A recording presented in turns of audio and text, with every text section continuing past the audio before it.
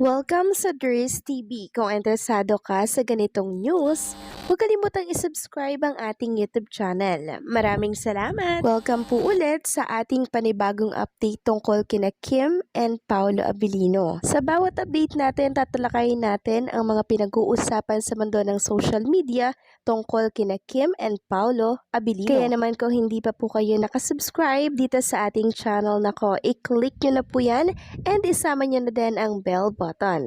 So, ayun, welcome back again sa ating YouTube channel mga kakimpaw, and sa update natin ito, ang pag-uusapan natin ay tungkol sa mga importanteng kaganapan kina Kim and syempre kay Paolo Abilino. Pero bago po ang lahat, maraming salamat sa inyong patuloy na pagsuporta at pagsubaybay sa mga daily update natin. Kaya naman bilang pasasalamat, narito po ang mga napili nating komento patungkol yan sa naging previous update natin. Unang komento, mula po ito kay Ginang Bernadette Carino. Sabi niya dito, Kim Pao is real. Wonderful, perfect couple. Kaya masaya ako sa ating Kim Pao. Maging masaya rin kayo mga nangbabash sa aming Kim Pao. Kaya inuulit ko mga bashers sa aming Kim Pao. Maging masaya na kayo sa aming Kim Pao. Thank you, Miss Dres. I love Kim Pao much. God bless us all. So, tama po kayo, Ginang Bernadette Quirino. Sana maging masaya na lamang yung mga bashers, 'di ba, sa success ni Kim and Paolo Abilino. Pero hindi po kundi ang ginagawa po ng mga bashers, patuloy po nilang sinisiraan si Paolo and maging si Chinita Princess. Alam niyo mga kakimpo, ang puntiri talaga ng mga bashers, si Paolo Abilino. Ang dami ko pong mga nababasa na kung saan sinisiraan si Paolo na kesyo ganto, kesyo ganyan, di ba? Kaya kung kayo ay medyo mababaw na fans na sumusuporta kay Kim and Paolo Abilino, so mapapaniwala kayo sa mga sinasabi po nila. Kaya importante po talaga mga kakimpaw yung tinatawag na paniniwala Kilalanin niyong mabuti si Paolo, ganon din po si Kim Chiu. Nang sa ganon, pag may nabasa po kayo ng mga bad comments at paninira sa kanila, hindi po kayo mapapaniwala agad, bagkos ay tatawanan niyo na lamang po yung mga nagsasabi nun, di ba? So, sana maging masaya na lang sila sa success ng Kim Pao. So, maraming salamat sa komento, Ginang Bernadette Carino. God bless po sa inyo and mabuhay kayo. At ito pa yung sabi niya, tama ka, Mr. Dapat wag na lang nilang pansinin ang mga nangbabash sa Kim Pao. Tulad ng lagi kong sinasabi, ang pinagsama ni Lord ay walang sino mang makapagpasira at makapaghiwalay sa Kim Pao. Ang Kim Pao ay real na real at naniniwala ako kay Paolo na di niya sasayangin ang ilang taong pinag-antay niya kay Kim. Nasubaybayan ko lahat. Napanood ko ang mga video clips ni Paolo and Kim mula pa noong nasa PBB si Kim. Wala nang naging bukang bibig si Paolo, kundi si Kim. Ibig sabihin, may pagtingin kay Kim, kaya ignore nyo na lang ang mga nagsasabi na mga nega tungkol sa Kim Pao. Ang hirap magsalita. Talagang ayokong makasakit ng damdamin ng tao. Kung ayaw nyo ang Kim Pao, keep your mouth shut. Basta ako, Kim Pao is real. Thank you sa Kim Pao, thank you Mistress, and God bless us all. Maraming salamat po sa komento, Ginang Bernadette Carino. So, dati po pala kayong Kimmers certified, and syempre, umahanga din kayo kay Paolo Abilino. Diba? Kasi since PBB, talaga naman po nakatutok na kayo kay Chinita Princess. And nasaksihan nyo din po kung paano mag-asam ang isang Paolo Abilino, di ba, na makatrabaho ang isang Chinita Princess. And inantay talaga niya yung perfect time mga kakimpaw para magkaroon sila ng oras at pagkakataon ni Chinita Princess.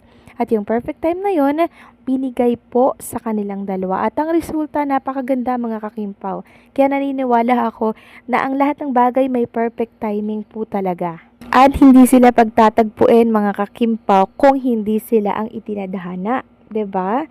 Kasi ang dami pong mga nangyari bago sila magkita, tapos finally at the end eto na yung resulta, 'di ba?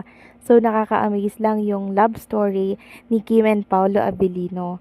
Sobrang nakaka-amaze, 'di ba? So maraming salamat po sa komento ninyo. God bless po at mabuhay kayo. So ito na nga, pag-usapan na natin yung mga balita na nakalap natin sa gabing ito at unahin na nga nating pag-usapan ang tungkol dito sa ganap kay Chinita Princess. Marami kasi yung naghahanap sa kanya sa It's Showtime. Parang wala siya sa It's Showtime, di ba mga kakimpaw? Kasi wala akong mga napapanood na mga clips ni Kim sa naturang programa. At chinek ko rin po sa Showtime mismo, wala po talaga siya. So marami nagtatanong na bakit po wala si Chinita Princess. So eto na, pag-uusapan natin ang tungkol dyan. Unahin muna natin ang tungkol dito sa Alibay teaser, mga kakimpaw. So eto nga post ni Aiza, sabi niya, OMG, tingin ko next week na ang teaser ng The Alibay. O, kinikilibutan ako, malapit na. Yes, mga kakimpaw, by next week at yan din po ang naririnig ko na ilalabas nila by next week.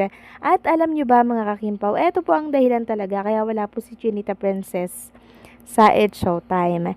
So, meron po silang photoshoot ni Paula Avellino para po yan sa The Alibay. Parang day 3 or day 2 po yan. So, ito ipapakita ko na lamang po sa inyo mga kakimpaw yung behind the scene ng photoshoot ng Kim Pao for Alibay. Sabi nga dito, this is it, hashtag The Alibay, malapit na. And also, nirepost din po ni Chinita Princess ang tungkol dito sa sinabi po ni Eric Jan Salut.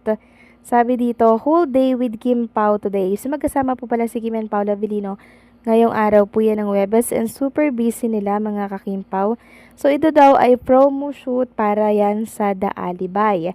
So parang ito ata yung magiging official banner ng The Alibay po mga kakimpaw. So ito rin po ipapakita ko sa inyo yung parang setup nila ngayong araw ng Webes. And kung inyong mapapansin na sobrang daming upuan dyan, parang ang dami pong mga nakasaksi ng naging photoshoot ni Kim and Paula Avellino kanina.